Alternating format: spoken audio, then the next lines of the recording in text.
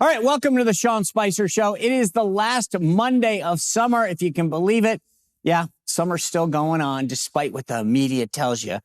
I know that because my birthday's coming up, and it's always the first day of fall. So that's how I got the internal clock going. Anyway, we have a big week, big guest coming your way. Dr. Sebastian Gorka is going to be here a little later. Later in the week, Jim Jordan. Steve Krakauer, the author of Fourth Watch, will be joining us. Scott Pressler, who's doing amazing stuff getting people out to vote. He'll be here in a panel discussion later in the week, breaking down everything that's going on.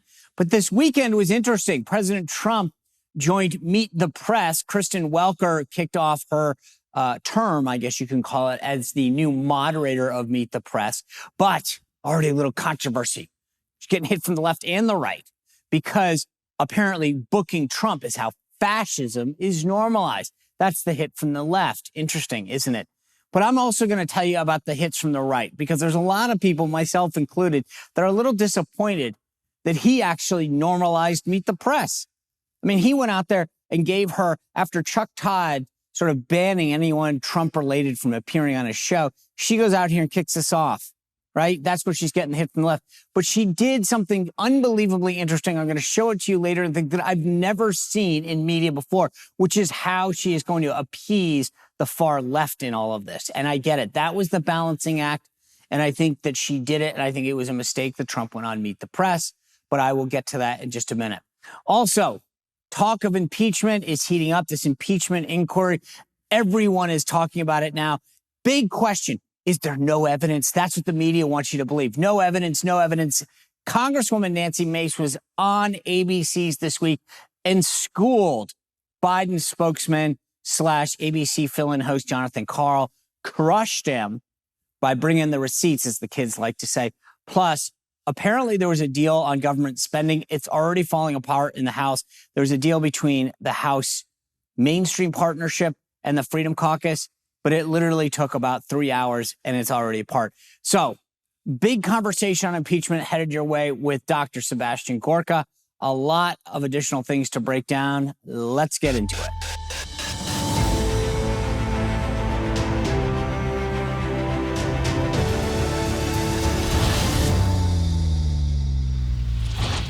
All right, I want to walk you through what I found pretty unbelievable on Meet the Press.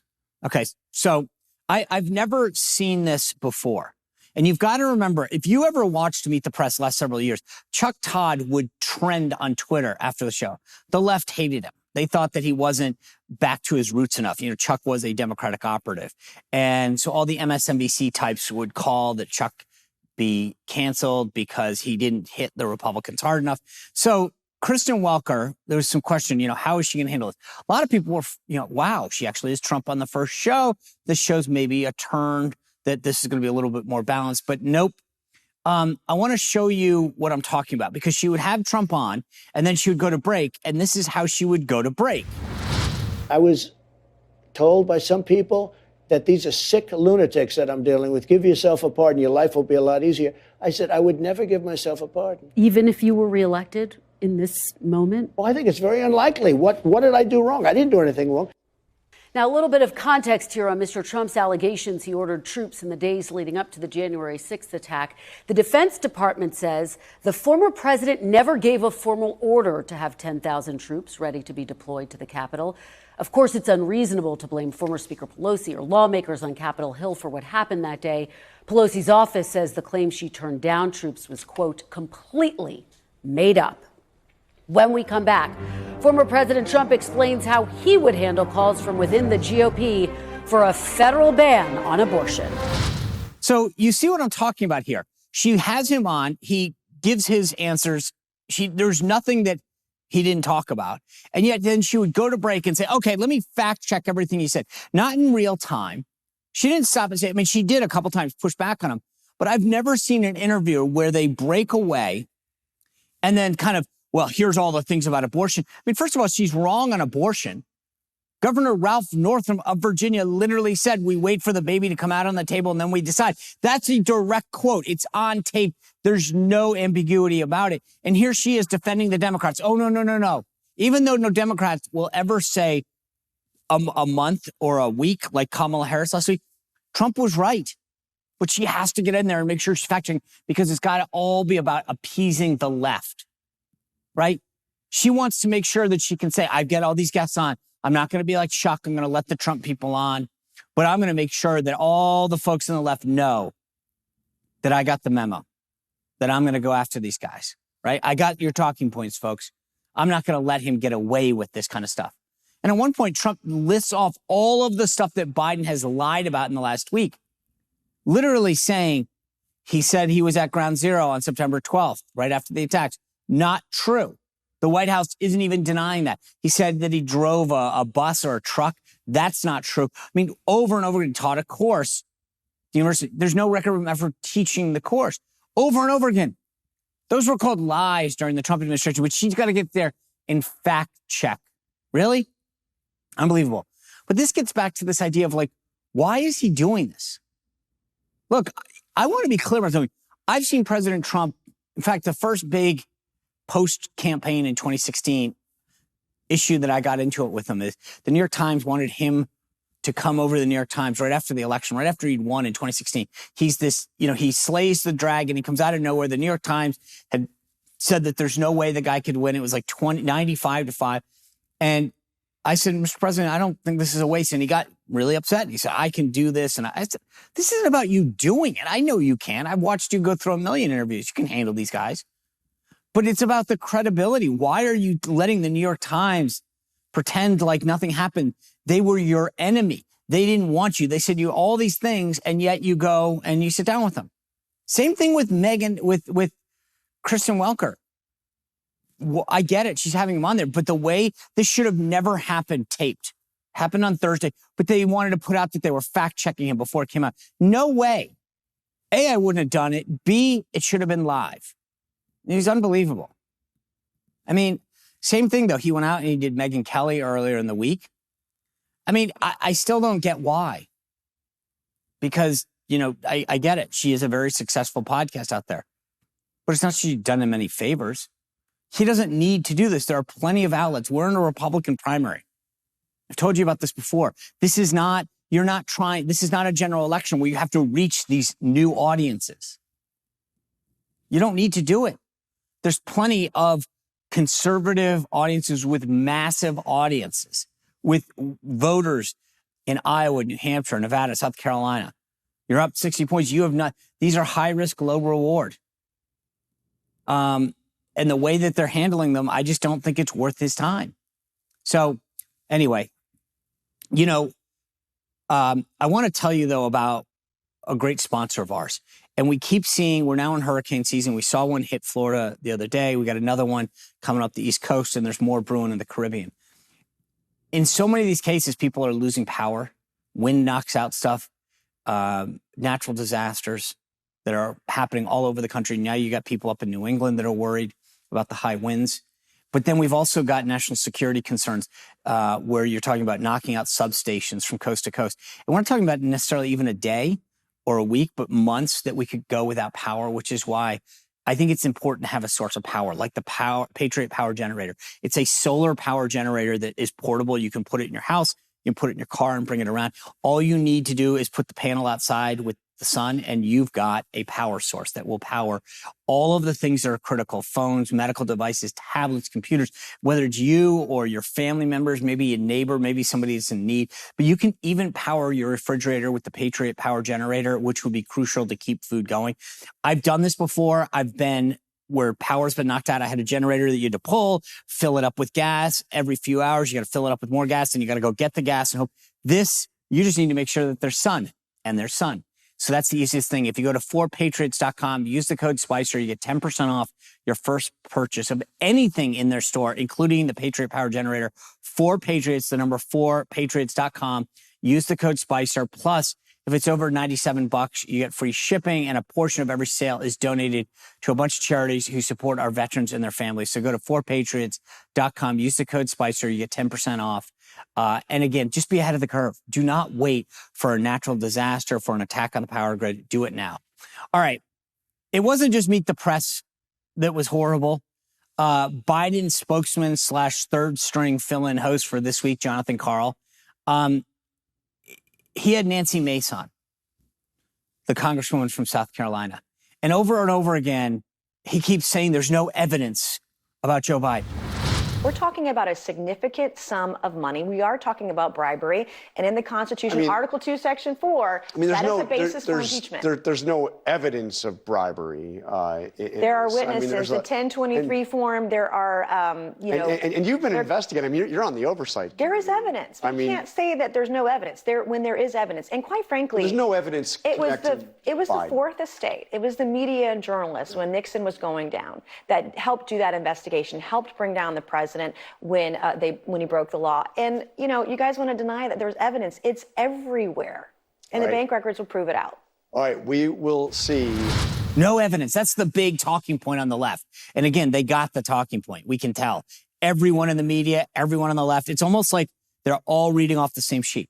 He says no evidence. And Nancy Mace literally goes, you mean unless the phone calls, the videos, the SARS forms, which is the suspicious activity reports that banks file to the federal government, not the other way around, the banks file and saying, hey, this looks a little shady, not the testimony from Devin Archer and others. Those are all things called evidence. You may not believe it. It may not convict the person. That is evidence. And over again, they say there's no evidence. It is unbelievable that these guys, and remember, I lived through this, the Steele dossier. There was no evidence. I debunked it out of the gate. I said, one of the big things is Michael Cohen's passport going to Prague. Here's his passport. He never left the country. Couldn't have gone to Prague. Oh, well, we're still going to pursue the Steele dossier because, that's what we do. What? That's what we're dealing with. In the case of the Steele dossier that was financed by the DNC, they didn't care if there was evidence. They suppressed it. You weren't allowed to talk about it online. It got you banned. The Twitter account for the New York Post got shut off. But in this case, where there's literally discussions, emails, bank accounts, video, and the president's own words saying, I was never involved. Well, here you are now calling into business meetings. That's called evidence. Now, maybe it's not enough to convict him. Maybe it's not overwhelming or whatever, but you cannot say there's no evidence. That's actually a false statement. But listen, John Carl over and over again. I don't know it is unbelievable to watch this kind of stuff happen. And then the show goes on, right? And he gets into the gun charge against Hunter Biden. A gun charge, by the way, which he's already pled guilty to. It's just the deal fell apart. And Jonathan Carl goes, well, no one, first of all, one of the panelists, Sarah Isgur, says, well, what about you guys? You've always complained about background checks, stricter gun control, and you're just dismissing this. And you know what, Jonathan Carl, by the way, his own network talks about the gun violence and the need for more laws, and they are all in on going after Second Amendment rights. They're in. And here's John Carl. No one ever gets charged with this. And she literally says, no, that's not true. It is unbelievable to watch this stuff happen. This is so contradictory to what ABC News and all Democrats believe. And yet it's Hunter Biden. And then he dismisses it. He says, but the only reason the gun was taken away was because they were trying to protect him. They threw it in a trash can by a school. If this was anybody else, these guys would be going nuts, but it's Hunter Biden, so let it go. And by the way, no one ever gets charged with this. Yes, they do. And it's amazing that you're downplaying it. What a hack.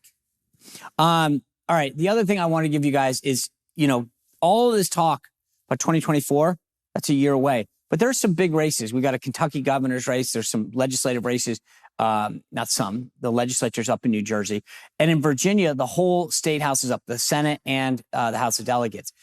This is a big deal, though, for Governor Glenn Youngkin, because Youngkin has had to deal with a Democratic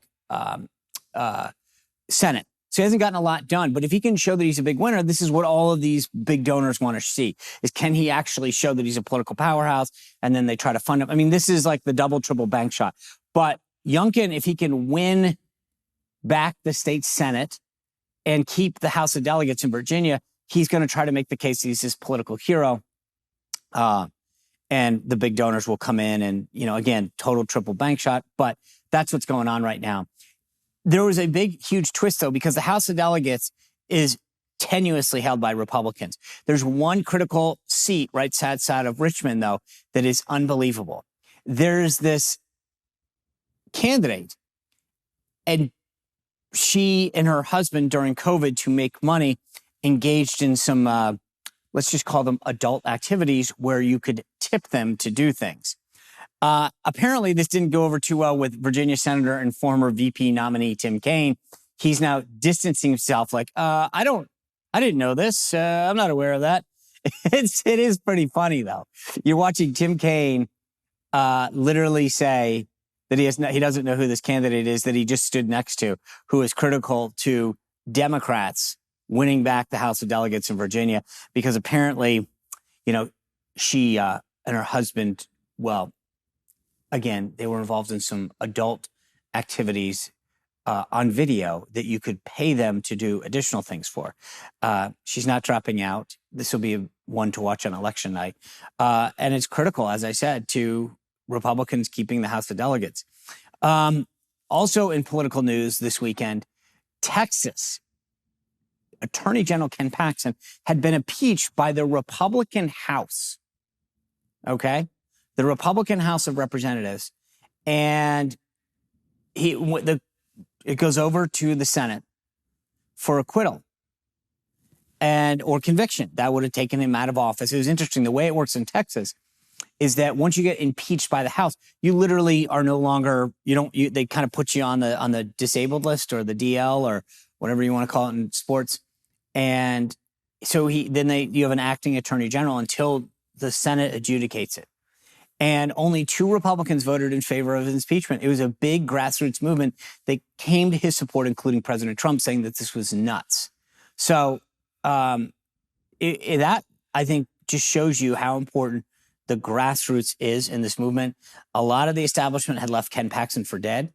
The charges stemmed from using his office and some stuff during an alleged affair. And yet the grassroots movement around this country came to bat for Ken Paxton, and the results speak for themselves. So that just tells you a lot about where things are in the movement. That people who believe that people are fighting for them, they'll defend them. I want to tell you a little bit about the wellness company, though. It was formed by a team of doctors. One of them is a guy named Peter McCullough. You may remember Peter McCullough's name, though.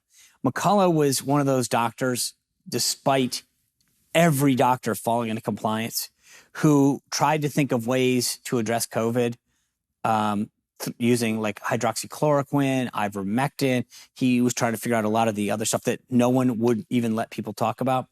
Well, that team of doctors founded the Wellness Company, and it's committed to helping you take control of your health, which is why I want to talk to you about this revolutionary new product, this supplement they have called Spike Support Formula. Spike Support Formula, it was designed out of necessity to find a combination of ingredients that would help block and dissolve COVID spike protein in your bloodstream.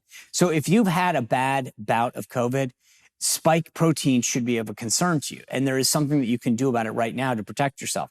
Thousands of people who have taken this protein, spike support, are feeling better mental health, better mental clarity, some reduced inflammation, increased energy level. It gets you back to that pre-COVID feeling. So go to twc.health, right? So normally it's .com. It's twc.health/Spicer. Use code Spicer. You save 15% at checkout. That's twc.health/Spicer. Use the code Spicer. You'll get 15% off. All right. Back here in Washington, another interesting week.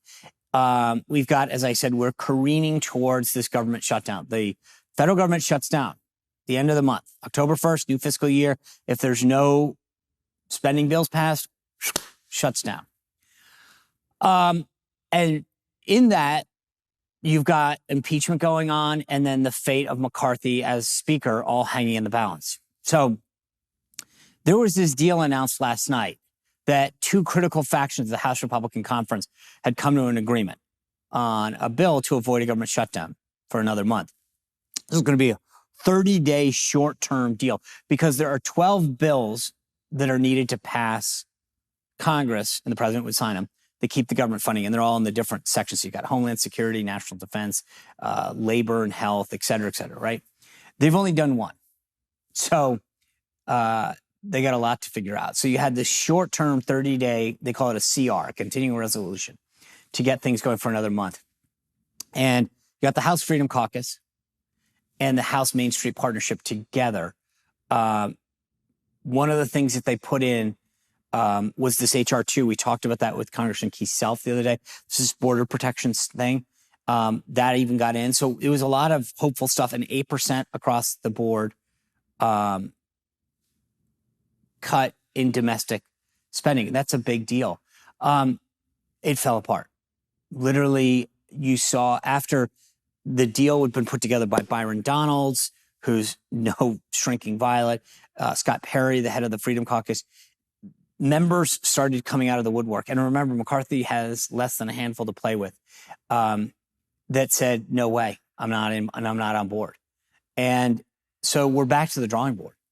And I think this is going to be really interesting. One of the things, by the way, I mentioned, they put HR 2 in, but they got rid of E-Verify. These are Republican groups negotiating on what they're going to do. And by the way, it's not going to get passed in the Senate.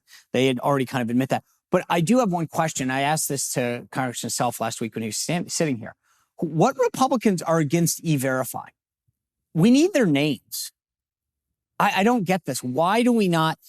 How can you not agree that hiring someone in this country, we should have to prove that they're actually a citizen? Because we all know you can hand out IDs and they can fudge it. That's a side note on this deal, but that was one of the things that was cut out. E-Verify. And again, it's not even going anywhere. It was just we were going to pass it, and then the Senate would say no, and it would hopefully strengthen the hand. I mean, this bill, as I said, wasn't going to actually, it was just going to show the Senate where the House was, because the Senate has passed a bipartisan one. And guess what? It's expensive because they all got together and they care about money. So, this one wasn't going to move the needle anywhere. It was going to get passed over to the Senate. They would say no, and then it would start a negotiation. But the clock is ticking. I mean, we have until the end of the month. And so the one kicker is that included in that debt ceiling deal that got signed into law was a provision that said if all 12 appropriation bills are not passed by January 1st, 2025, a 1% across the board cut would occur. That's actually not a bad deal. One other non-spending thing that I can't believe happened. Over in the Senate, if you've watched these videos of John Fetterman walking around, he looks like an ogre. I mean, the guy wears like T-shirts and gym shorts. And the Senate, Chuck Schumer, ended the dress code. It used to be that they were cute by half. So if you wanted to vote on the Senate floor, you could stand in the cloakroom off the floor and vote, up or down. And that was their way. So if a member was coming in from their train or their plane and they hadn't changed, they were in casual clothes. But this guy's now walking around in like gym clothes and cut off shorts or whatever. Like, grow up. You're a United States Senator. What is going on in the Democratic Party? One guy just flipped over, hundreds of years of decorum because he doesn't want to wear pants? What a bunch of feckless losers. I mean, you grow up, Chuck Schumer. And Schumer's like, I will still wear a tie. Then be a leader. What a tool. I mean, talk about the tail wagging the dog. It is unbelievable. This is not a lot to ask for somebody. Hey, you're a U.S. Senator. Dress like an adult. All right. I want to tell you guys about an organization that I think is doing some amazing work. Delta Rescue. These are the folks that when there are abandoned animals, dogs and cats, horses, you name it, sometimes abandoned by people, sometimes they escape, whatever. These guys don't really care. They get out there, they rescue these abandoned animals, and they make a very unfortunate situation happy. They are the largest care for life animal sanctuary in the entire world. They are a no-kill shelter. It's a super sanctuary. They take these animals, they make sure that they have food, other nutrition, needs are taken care of, veterinary care. The guy who founded this, Leo Griller, is a Hollywood actor and strongly believes that his work with Delta Rescue isn't a partisan issue. It's just something that everyone, every animal lover can get around. They solely rely on our contributions. If you can give $5, $10, $100, no contribution is too small. They send you out a newsletter. You can go on their site. You can call them. They'll talk to you about the actual work that they're doing. Go to deltarescue.org. They'll answer all your questions. Help them support this great work with animals that have been abandoned and just left there. So again, you'll feel good knowing that they will always be cared for. deltarescue.org. Please go to them and see if you can do anything to help further that great mission that they're doing. All right. One other big issue that continues to boil up. The Democrats continue to grow very worried about Biden's age, and now they're chiding the media. They're saying, oh, Trump and Biden, they're about the same age. I mean, we shouldn't, it's ageism. Corinne Jean-Pierre saying that 40 is the new 80 or 80 is the new 40. And then the press corps laughs. That's so funny. Here's the problem. It doesn't get better. It's not your age. President Trump got asked that question this weekend. And he's right. It's not age. You can be 50 and have cognitive decline. You can, there's a lot of things that can afflict you physically and mentally as you get older. That's unfortunate part of getting older. I know that. But this isn't ageism. I watched an interview with Michael Bloomberg. He was doing this post 9/11 thing. The guy's sharp as a tack. He's 81, I think. I talk to you guys all the time about Chuck Norris. He's 83. Guy looks like he's 40. This isn't an age issue. It's a reality of what's happening. And I think you're going to hear it more and more because now they know that they can't do anything about it. By the way, the White House sent news executives a memo on how to cover impeachment. I want to read you a couple lines from this. This is from Ian Sams, the impeachment coordinator. One of the lines, it's time for the media to ramp up its scrutiny of House Republicans for opening an impeachment inquiry based on lies. Interesting, because didn't you guys impeach Trump based on lies? And he was out. Anyway, in the modern media environment where every day liars and hucksters peddle disinformation and lies everywhere from Facebook to Fox, process stories that fail to unpack the illegitimacy of the claims on which House Republicans are basing their actions only serve to generate confusion, put false premises in people's feeds, and obscure the truth. Oh, that's interesting. Because you have Nancy Pelosi and Adam Schiff out there crapping all over this impeachment inquiry, forgetting their own role. On the second one, President Trump wasn't even in office.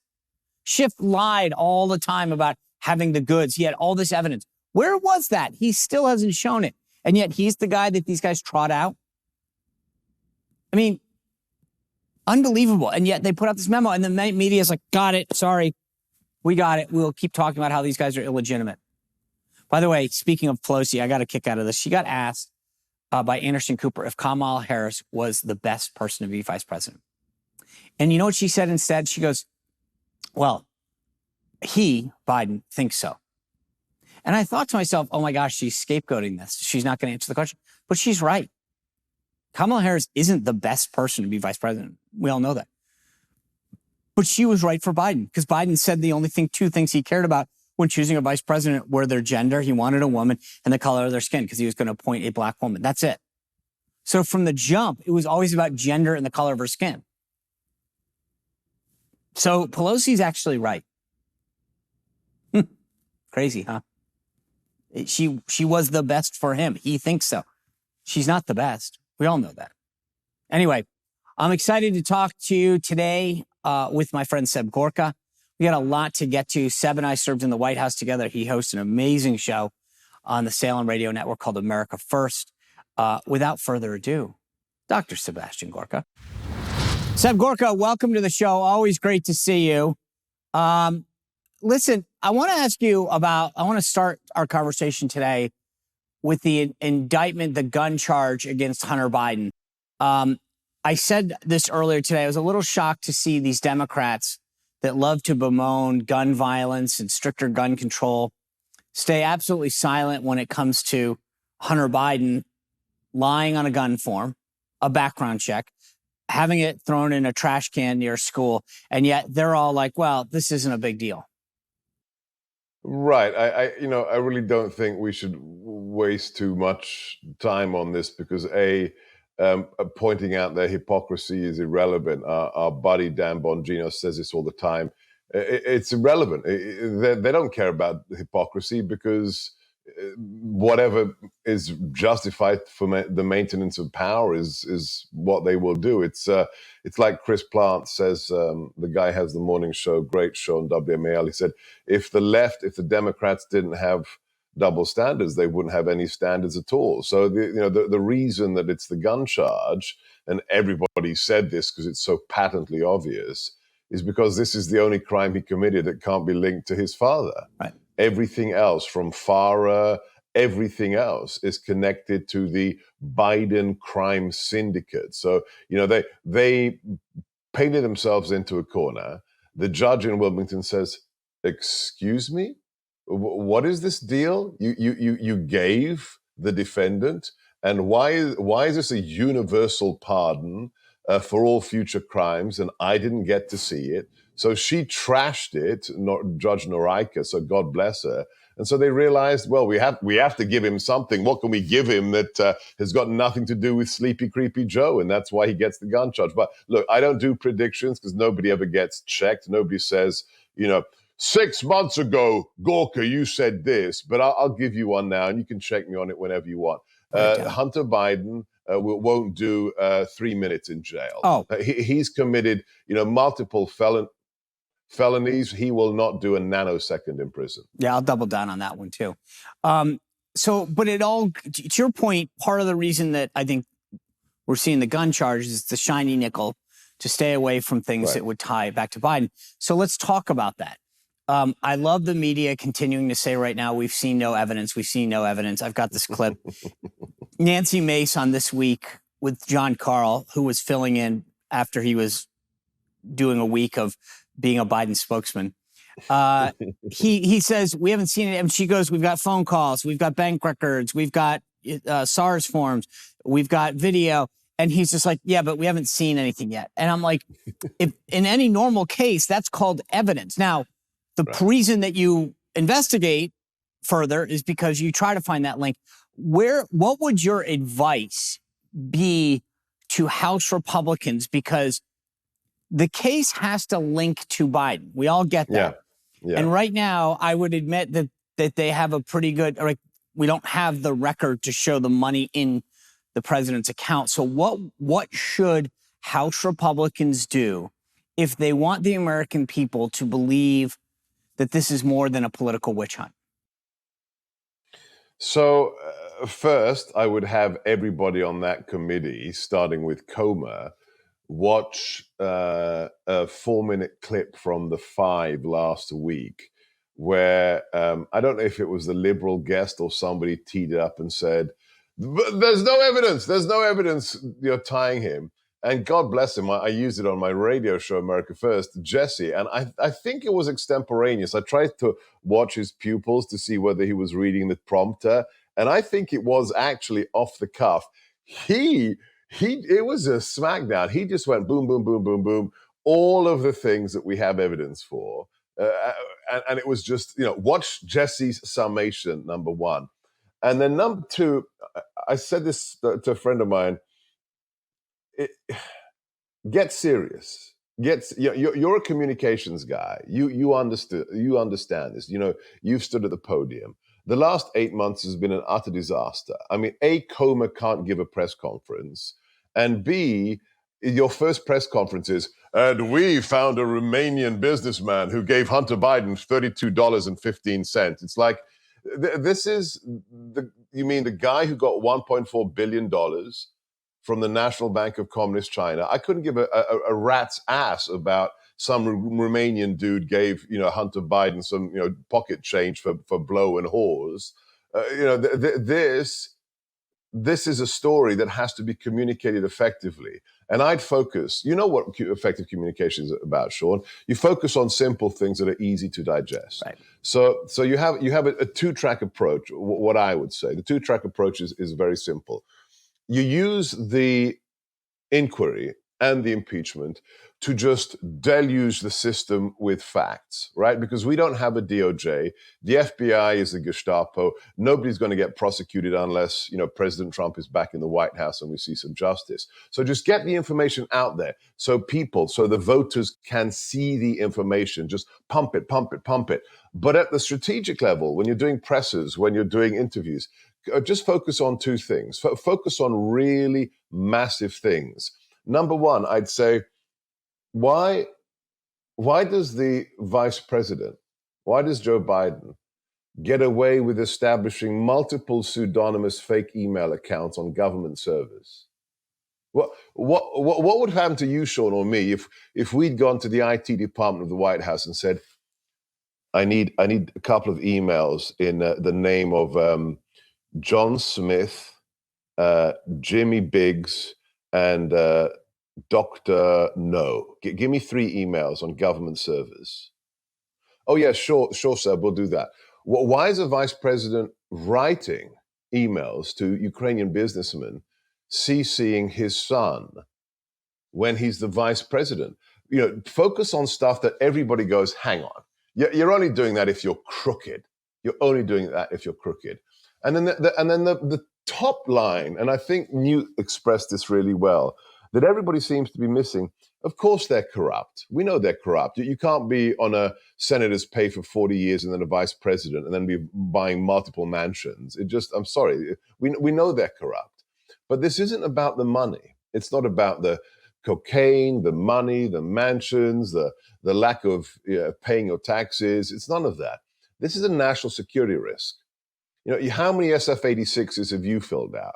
My SF-86, because I was born in another country. That's a security clearance.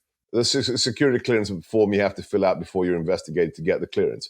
Because I was born in a foreign country, because I have relatives, my SF-86 is more than 80 pages long, right? Because you have to list, who do you know who lives outside America? Do you have relatives who aren't Americans? Blah, blah, blah, blah, blah. If I had anybody who had half the contacts with foreign nationals like Hunter Biden did, I wouldn't have been allowed to step into the White House, let alone get the top secret clearance that I still have. It would not have happened. The idea that this individual has received money for his family from Russia, from China, from Ukraine, from Kazakhstan, and his father is 30 feet from the nuclear football, that's the real issue but here. Don't you it's think, a national security issue. But this is where I agree with what you're saying in terms of how to build the case. But don't you think at some point, to get the average American, right? You've got 3 groups. People that love Republicans and everything they're doing. You've got the people who love Joe Biden and the Democratic Party. I mean, the people who vote for Fetterman, who don't really care. They just, yes, yes, yes, sheep. And then you got people in the middle. And I think we have a shot at the people in the middle to say there is a case here. But to your point, I just want to be clear on the strategy that you're making, that at the end of the day, there needs to be some direct correlation. And I'm not putting words in your mouth, I'm asking you. Between here is a bank account or an email from Joe, because everything we have now is Hunter saying, I'll let my dad know. I'm going to give it to the big man. And you have this testimony from people like Devin Archer that said, yeah, he was in the room. But that's all, as they would say on Law and Order, circumstantial. That just doesn't prove that he was complicit in it. Is it your belief that there needs to be a direct correlation or action that is shown that says, here's a bank account with money in it. Here is a response email that Joe says, great, I'll give him a call or I'll fire the prosecutor? No, because people go to prison on circumstantial evidence. A fingerprint is actually circumstantial evidence. It doesn't mean you actually, use the knife, but your fingerprint is on the knife. So no, absolutely not. So let's be clear. Does anybody really think, look, if Sean Spicer were an evil SOB and he wanted to, milk the communist Chinese, we know he's not. That's why I'm on his show. But if he wanted to milk the communist Chinese, dodgy Ukrainian companies, Kazakhs, Romanians, you name it, would there be a fax somewhere signed by Sean saying, make sure you send me the Chinese government's money to this account signed Spicer. I mean, do we really expect there to be an email where Joe says, yes, I love you, Xi Jinping. Make sure you wire the money by 5 o'clock today. I mean, he's not smart, but is he that stupid? But we could see the money in the account. No, but we know the money's in the account. I mean, when you've got more than 150 suspicious activity reports from FinCEN, the Financial Intelligence Center, right? I mean, what average American has more than 100? The bank does that. The FBI doesn't do that. The bank sees you do something really suspicious, and after 9/11, they are obliged to tell the U.S. government, we don't know about this wire. This is a little dodgy, and it can be something, innocuous. Your uncle, your rich uncle in Canada died, and you inherited some money, and somebody wires you $100,000 from another country. But when it's 157 times, that's the evidence. It's not, we're not going to see a line in a bank statement, for Joe Biden's bank account, money from communist China. That's not what we're going to see. So we need to have some, we need to live in the real world. Maybe like if he Venmo'd it, you'd have to put like some kind of emoji that corresponded to that. Yeah, a little Chinese flag, right? Exactly. Listen, before we go, I want to ask you one other question that I think I'll be interested in your opinion. When President Trump did the inaugural Kristen Welker Meet the Press episode this weekend, I got a lot of texts that said, why does he do this? Why? And I get it. First of all, he can do anything. Like interview-wise, he could go to The View and kill it. I get it. This isn't about capability of doing the interview, which is where I think a lot of people want to go and say, but he can do it. I get it. I actually come at this from, why are you giving someone like Meet the Press or Kristen Welker credibility? That he is offering them credibility. He'd be going on your show, this show, Dan Bongino's show. I mean, there's a million places that he could be going and helping. And yet I do agree that it is not helpful to the cause when he's going out and letting someone like a Kristen Welker make a mockery of what he's saying. And they stopped him. They did a round table where they talked about, his lies and it was just like, they don't do that to Joe Biden. And so from a Seb Gorka, if you were advising him now and he said, Kristen Welker wants me to come on Meet the Press, or George Stephanopoulos wants me to go on this week, my answer would be, I know you can do it. You'll crush it. But I don't think that this is worthy of you. I need material for my radio show today, and I'm going to ask you. I mean, excuse me, I was the national security guy in the White House. Yeah, you guys threw me in to do the defense of the travel moratorium ban the first weekend, and I loved it because people today still talk. I just got back from 2 events in New York yesterday. People still walk up to me and they say, "Oh my gosh, when you crushed Chris Cuomo, when you made a mockery of Anderson Cooper saying factually that more people watch reruns of Scooby-Doo on the Cartoon Network than watch CNN." That was six years ago, Sean, and people still talk about that. So my philosophy is this, and you know me, I had a very strange reputation in the White House, because I refused to talk to the legacy media on record, off record, on background. I would only go on a legacy media for one purpose and one purpose alone: to make them look like lying bastards that they are. That's the only. I went there to humiliate and crush them. That's my philosophy, right? Right. Now, you tell me why the president sits down in the back of the beast with George Stephanopoulos, who was, the press flunky for Clinton in the Clinton White House. Right. I love it when he comes on my show. I've got a request to go down there tomorrow. I'll go to film him in situ. And my advice to the president would be, only do these things, only talk to friendly media and inimical media if you are there to crush the inimical media. I mean, the CNN town hall was glorious. Glorious. That woman's career will always be marked with the mark of Kane, because she's a cretin and she wasn't a journalist and he ate her alive. When he said, "And you're a nasty woman," that will be indelibly burnt on her forehead as a quote-unquote journalist. And the other thing that she looks a little bit like Dylan Mulvaney, which just creeps me out. Anyway, so you tell me, you were his press secretary. What do you know? I support the man. He sent a message to me last week about, how we're going to do amazing things in the next administration, God willing, if America does the right thing. But what's your philosophy? Do you agree with my philosophy? I do. I just don't think that it's worth giving them. I mean, they made a mockery of the interview. She, we talked about this, but she gets out of every break by saying, "I want to now fact check him again." They give Joe Biden, the guy tweeted out this weekend, they call his misstatements exaggerations or something. I mean, the guy, Trump sat there and enumerated the lies that Biden had said this week in terms of being at the World Trade Center. He drove a truck and da-da-da. And she's like, "Well, this is about you." And I'm going, why are you giving her credibility? Yeah. So again, this is not about whether he can handle it or not. I thought he did fine, but it's about whether you're helping them. Yes. And although I will say it's delicious that the left is now calling for a boycott of CBS because they interviewed him. Good. Anyway. All right. Always a pleasure chatting with you. Thanks for all your support, and look forward to seeing you soon. Yeah, let's get you on my show really soon, Sean. Done. All right. Seb never disappoints, does he? He brought it big. Obviously, a lot to keep up with this week. What's going on in this spending, because that spending deal, as I mentioned, fell apart. Impeachment, Kevin McCarthy's fate, the Hunter Biden gun charges, a lot to fall.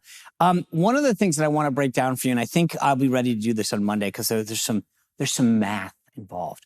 The media narrative is Trump can't win. Even the never Trumpers and some of the folks saying Trump can't win. Whether you like him or not, I'm going to break it down for you. I will show you the path to 270. And that's just the path to 270. Because the polls show very clearly that this is going to be a tight race. No matter who it is. I will show that to you. So give me some time, maybe next week, maybe next Monday. But I will literally go state by state and show you how this works. Because we've got a debate coming up next week. Maybe that comes up as well. But the reality is that he can't. Tomorrow on the show, Jim Jordan's going to be here. We'll have a further discussion about this impeachment inquiry, the no evidence, as the folks like to say. So thanks for watching. Thanks for kicking off your week with us. Please remember to subscribe on YouTube and Rumble. Go to Apple Podcasts as well as Spotify if you get your stuff there. And just hit that subscribe button so that you always get it, and it helps us be great. Anyway, have a great rest of the day. We'll see you right back here tomorrow on The Sean Spicer Show. Well, if you enjoyed this content, make sure to like this video, subscribe, and click the notification bell to get more.